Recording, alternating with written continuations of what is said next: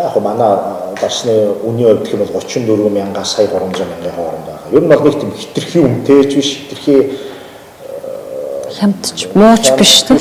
Боломжийн үнээр одоо нэг өсний хүнд таашаал өгөх үед боломжийн сайхан дарсыг л зүгээр хүн таашаагаал гэр бүлтэйгээ дотныхаа хүнтэйгээ дотныхаа хайртай дуртай хүнтэйгээ тэгээ эсвэл дотныхаа хүмүүнд одоо юу гэдэг тэгээ тэр улсууд хоорондоо янзаархан зүү зөхстэй хэрэглэхэд тэгэл болоо шинж бас нэг амьдралын бас нэг тодорхой хэмжээний бас нэг жижигхэн ч гэсэн бас нэг кайф ад жаргалтай даа. Хүнийт.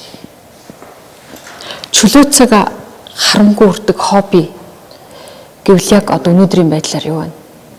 За энэ чөлөө дуртай зүйлтэйг бол би ч одоо шулгаа байлаа. Одоо бол хуучин боди билдинг айгу дуртай байсан. Аха.